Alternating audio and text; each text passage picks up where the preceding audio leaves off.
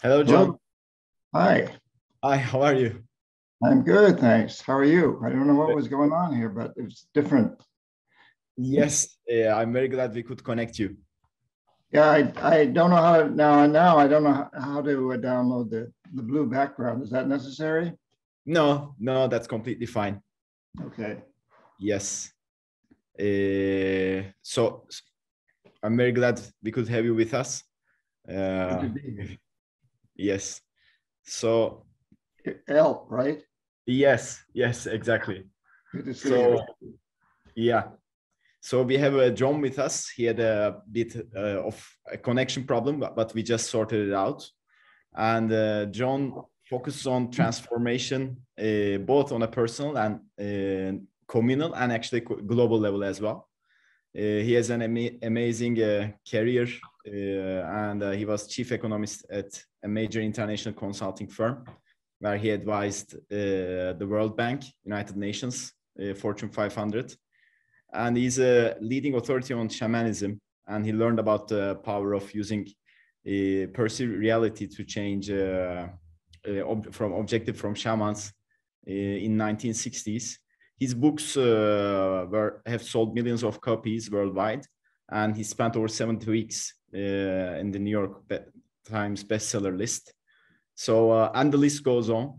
And he was awarded Lenin on a grant for peace in 2012. And it's a great pleasure to have you with us here today, John.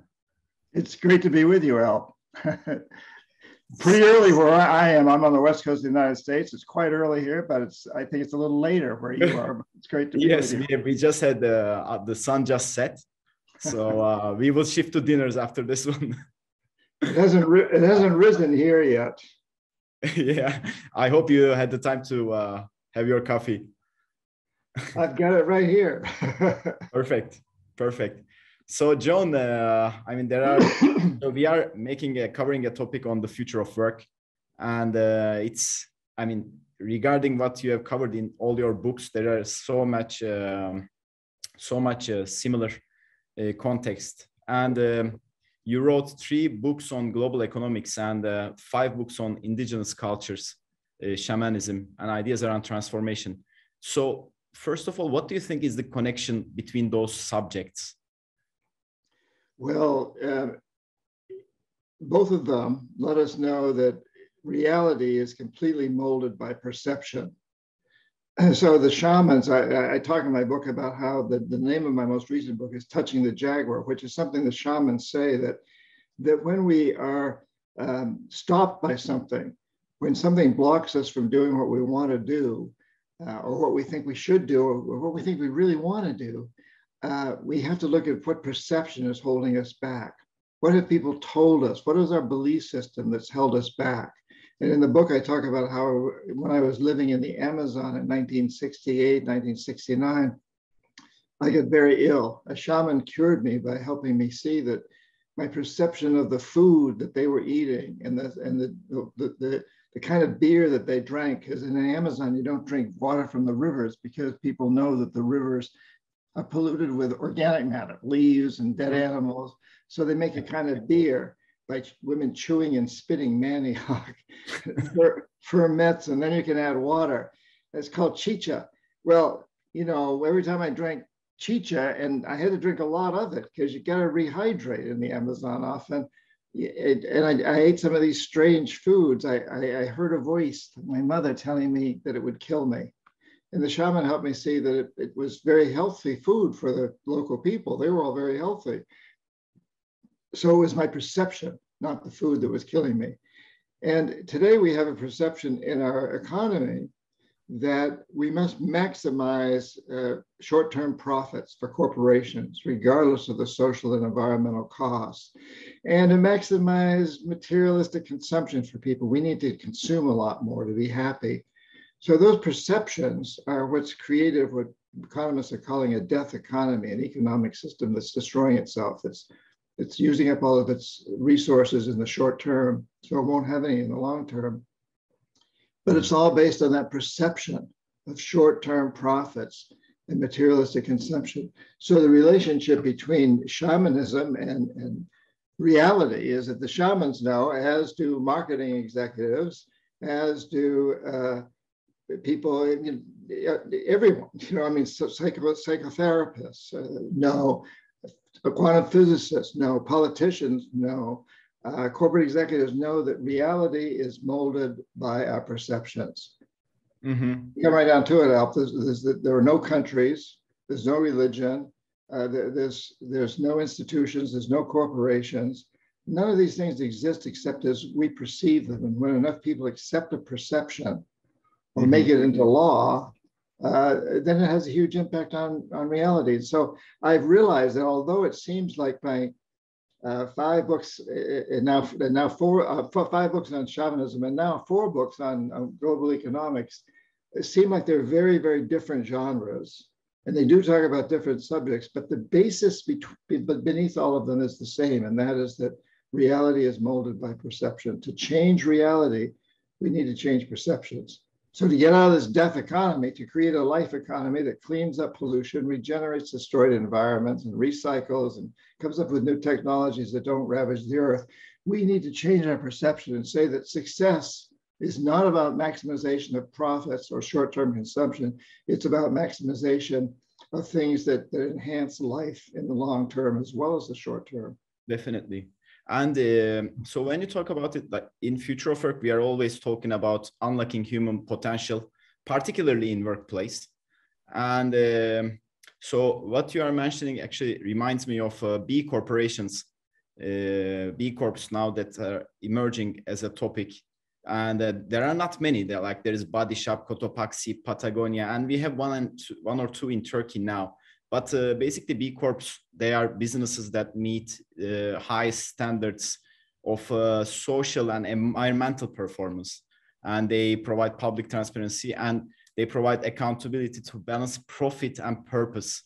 Do you think we are actually on track? And do you think maybe that's a good response in terms of, converting life economy to life economy, from death economy to life economy? Or do you think there are other aspects to it as well? Well, I think that's one of the very good aspects. My publisher, Barrett Kohler, was the first publishing company to become a B corporation and a benefit corporation. One of the reasons I like to publish, I publish with them. I've had many publishers, including Random House and Penguin and others, but this one is a B Corp, and I like that. I think there is a change in perception going on. So we have B Corps, we have the idea of conscious capitalism, the Green New Deal. Many different countries have new measurements for measuring how to become greener. So there is a consciousness change going on, a perception change. I'm very, very encouraged by that. And I think we also have to recognize that whenever change starts to occur in that way, there's also pushback. So people who benefit from the status quo try to stop it. So we're seeing a lot of that now. You're seeing it in Turkey. We're seeing it in the United States. They're seeing it in China and Russia, all over. This pushback against this movement toward becoming greener.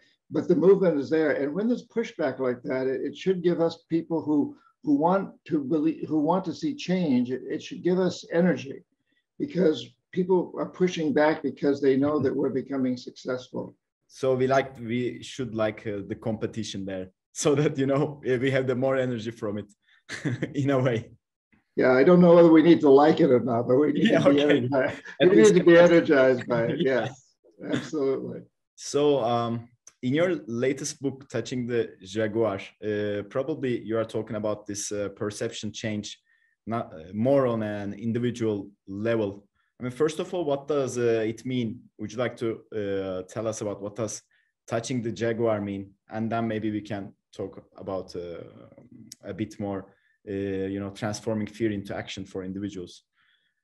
Well, yeah. So touching the Jaguar means that when there's a blockage, when there's something that holds us back, if we confront it and don't run from it. So the people in the Amazon say, you don't run from a jaguar. And anybody that knows any wild animals, whether it's bears or lions or wherever, you don't turn your back and run from them. Then they chase you, and you go out and you touch it. And you don't necessarily, in reality, you wouldn't really go out and touch a real jaguar, but you would confront it. You'd look at it, you'd talk to it, I've done that actually, and I've done it with bears too. It works. It's always worked with me so far, anyway. Wow. The same is true with our blockages. So, like I said, when I was very, very ill in the Amazon at one point, I was dying. I couldn't keep down any food. I was a 3-day, terribly difficult journey to the nearest medical doctor, and I couldn't even stand up. I had to touch that jaguar. The shaman showed me that to touch the jaguar meant I went out and looked at what was my perception about the food and drink. And my perception was wrong. It was that the food and drink was killing me. It wasn't killing me. It wasn't killing the local people. They were very strong, eating and drinking these same things. So I touched that jaguar and my perceptions changed. And I saw that this food and drink is unusual as it was to me, was good for me, not bad for me. And that changed everything. And that's just one of many, many examples. So that was you transforming fear into action to change your life and actually to live then in that case. So I mean, so many of us, especially with the current perception, the world of perception, the death economy perception that we have, and you know, both on a macro and individual level, we are living with that. And so if it's a battle of perceptions, like how can we touch the jaguar? You know, Alp, in the book Touching the Jaguar, I devote a section to a practice we can all do every day for maybe 5-10 minutes, or we can do it twice a week. It doesn't really matter, but to do it regularly. And I'll just very quickly review that for you. There's more detail in the book if people are really interested. But the essence is to ask yourself 5 questions. And the first question is, what do I want to do for the rest of my life? What will bring me the greatest pleasure? What is my bliss? What do I want to do? And I'll give a couple of examples. I would answer that by saying, I love to write. I want to keep writing books. I have a friend who's a carpenter. He was very different side of the coin. He would say, I want to work with wood in my hands, carpentry. The second question is, how do I do this in a way that helps others? Because we're all happier when we help others. So I would say, I want to write books that help others. I want to write books that teach people about touching the jaguar, teach us about transforming a death economy to a life economy. And my friend, the carpenter, would say, I want to use sustainable materials that are good for the future of people and the planet. And the third question then would be, what's holding me back? What's the jaguar that's confronting me? What's blocking me? And for a writer, I might say, well, I don't have enough time to write. And every day, and I don't have to write every day to be a really good writer, but I don't have enough time. And my carpenter friend would say, well, my clients don't want to pay extra money for sustainable materials. And so the fourth question is, when I touch that jaguar, how does it change my perception? As a writer, I could say, well, listen, if I get up half an hour earlier every day, as I did today to be on this show, I could write more. Or I could stop watching an hour of television 3 times a week, and that would give me 3 more hours to write. And so that's an answer. And when my friend, the carpenter, touches his jaguar, the jaguar says, well, tell your clients that the extra price they're paying is not a cost, it's an investment. They're investing in the future, in their future and their children's future. Mm-hmm. And so the fifth question is, well, what daily actions do I take? What do I do every single day to make this happen? For the writer, it's I write. I got to write every day. For the carpenter, it's I'm going to build with sustainable materials. And I'm going to tell my clients, look, I built that cabinet or I built this house using sustainable materials because it's an investment in the future for your children, just as education is, or many other things that you do for your children. And so if we ask ourselves these 5 questions, what will give me the most satisfaction for the rest of my life? How will that help? How can I do that in a way that will help other people?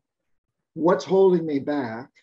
When I touch the jaguar, how does it teach me a new perception that I can move forward?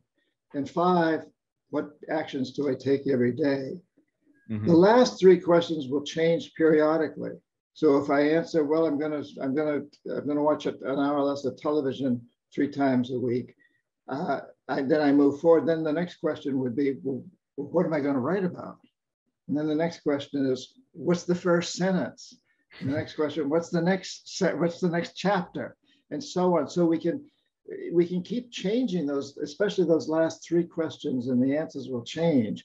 And by constantly doing this, we really move forward with our lives. And the first questions may stay the same. What do I want to do for the rest of my life? That could change somewhat too. But the important thing is to look at how we can evolve over time and grow through this process. It's a very powerful process, particularly if you use it every day or every few days. But on a regular basis, I like to wake up in the morning. First thing I do is ask myself those 5 questions. I can do all of that. Do you write them down, or do you do it just mental practice, or do you write them down as well? I usually do it in mental practice now. When I started, I wrote them down, but now it's become just a regular thing for me. So it's very easy, and it takes, for me now, it only takes about a minute. For new people, it might take 5 minutes, maybe 10. The first time you do it and you write it, you should write everything down the first time, I think, and that may take a little longer. But after that, it gets much easier and it's much shorter. Yes, and I mean, these 5 questions, it begins to change your perception and then directs it into action. Yes, and, absolutely. And actually, I'm sure you heard about the Great Resignation that's taking place over the concept of Great Resignation, which some call the Great Migration, or some of us in the future of workspace call it the Great Awakening, as named by Cecil Peer, for example. And it's about, basically, it's about, people thinking of quitting their jobs or changing their jobs in the next 3 to 6 months. And it's in some research, it's about 70%. And people, they are not looking for, financial stability anymore, but they are looking for something else. They are looking for flexibility. They are looking to, realize their self and location independency. Digital nomads in the US, for example, it doubled over the last 1.5 years, and very similar statistics here. So what do you think, especially since the pandemic, do you think there is in terms of perception, there is progress and there is a shift? Because I read in some of your articles that it's like for 200,000 plus years, we lived in, we were actually in line with nature and with ourselves, but recently it has been disrupted. Do you think there is a going back and there is an awakening at this stage? I do. I think there's 2 kinds of awakening here. One is that we've known for a long time intellectually that our way of life, our death economy is causing climate change. It's causing a lot of problems. It's causing the glaciers to melt, the oceans to rise. But we've looked at this as local events.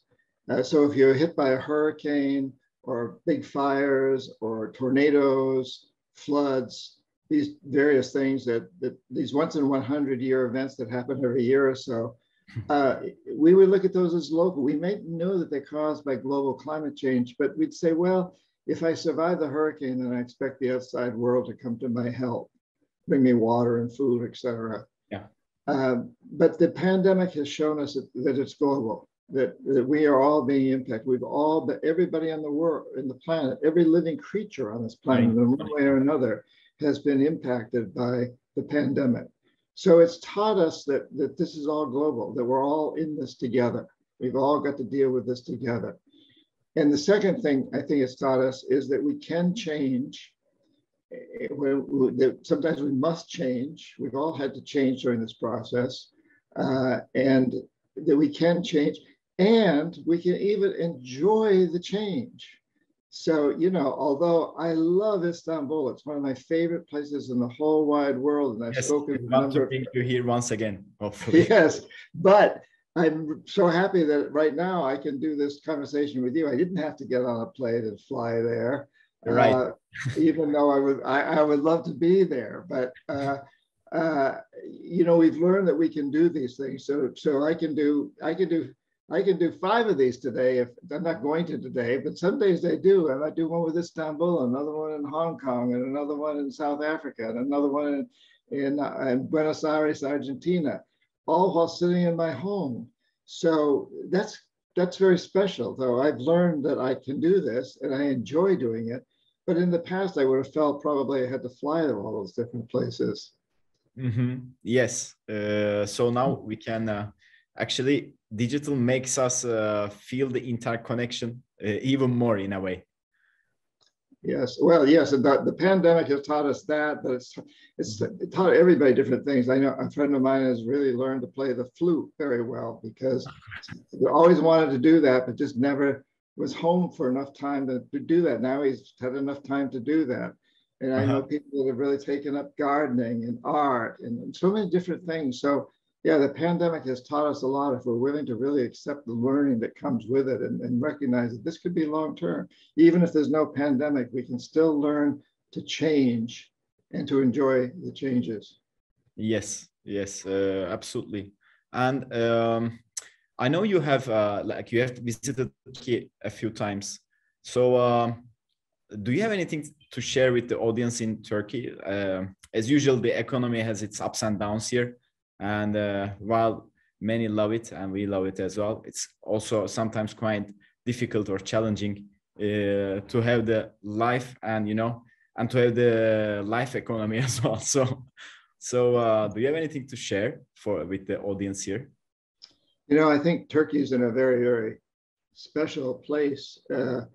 Well, geographically, you're right there where Asia and Europe meet each other. You've got the Bosphorus there. Yes. You got so much mixture there.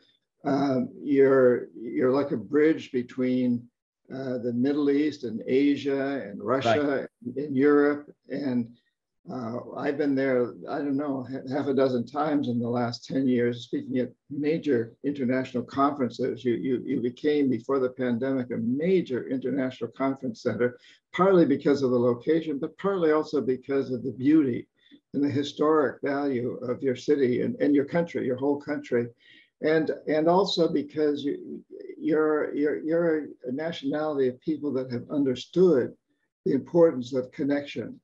And in this time when the old Silk Road is meeting the new Silk Road, and there's all in the United States and Europe are offering other alternatives, I think we need to understand that in the future of life on this planet as we know it depends on all of us coming together.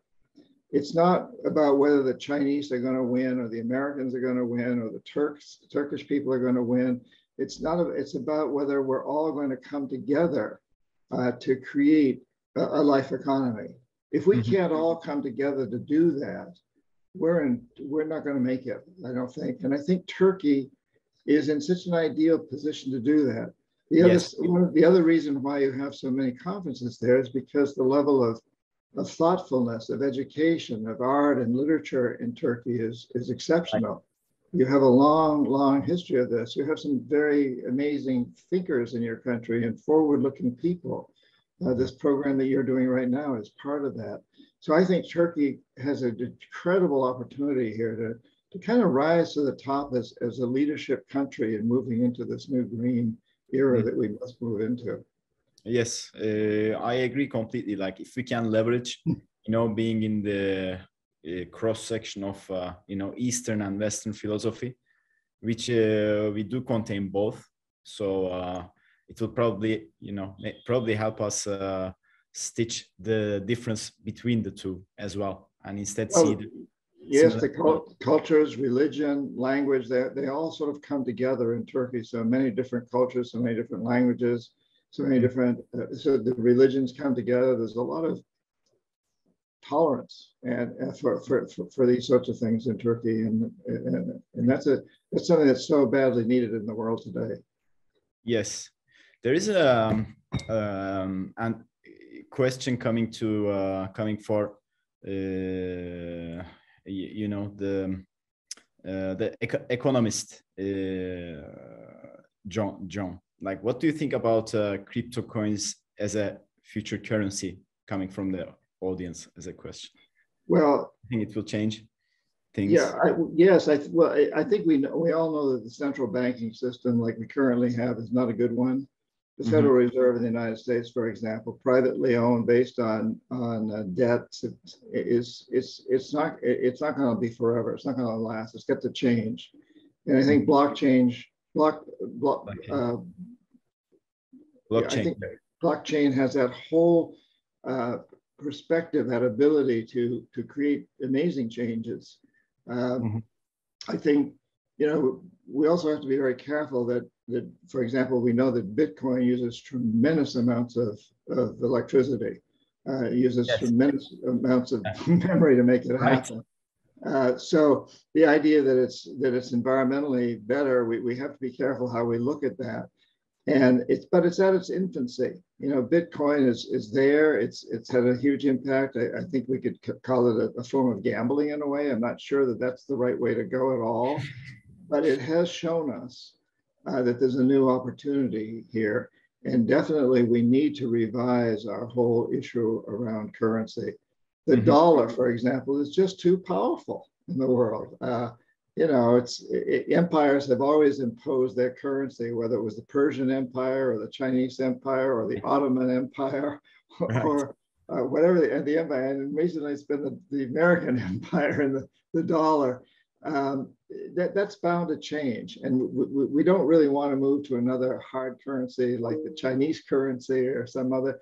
I think the idea of using blockchain to take us into a new era is an important one, but we've got to be very, very careful about the environmental issues and the other issues around too much speculation and gambling. And one last question again from the audience, also about the more recent technology. So, how do you see the metaverse, and do you think it will also change things in a positive way? Do you have any views on that? We also had quite a few coverage during the summit about metaverse. So curious to know. Well, again, it's kind of like the old question people could have asked us a few hundred years ago. Is the Gutenberg press good for the world or not? Right. The real question is, how do we make it good for the world? And because it's here, the Gutenberg press was here, the press was here to stay. What do we do about that? So right now, there's no question that the metaverse is on the rise. It's happening.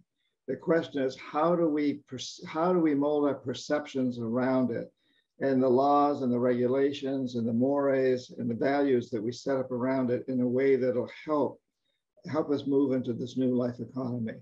That'll help us move forward into a world that our children and our grandchildren will thank us for. That's the issue, because it's here. The metaverse is here, and we're not going to stop it. So exactly, how do we use it in a way that's really good for us humans, for all the animals and all the plants, for nature? I think you mentioned you go back 250,000 years or so since we've been humans, and we've always embraced the life economy for most of those years. It's only been within the last couple thousand, and especially for the last few decades, that we've moved very, very desperately and drastically into this death economy. And so and part of that is that we've always in the past seen ourselves, human beings, as a part of nature. And in recent times, we've seen ourselves as a part from nature, supreme over nature. We've now got to understand that we truly are a part of nature. And this virus, once again, has really helped us see that. Like this little tiny invisible virus is threatening all of us. It's changed all of our lives. Isn't that amazing? I mean, yes.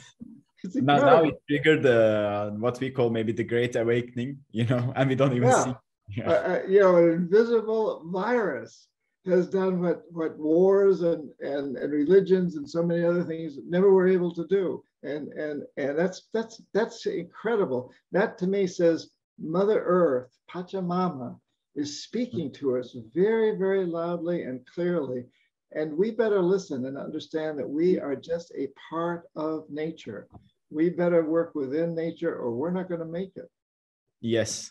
And, many people also in Turkey, they shifted to, since the pandemic, they shifted to rural areas, working remotely, more in contact with nature.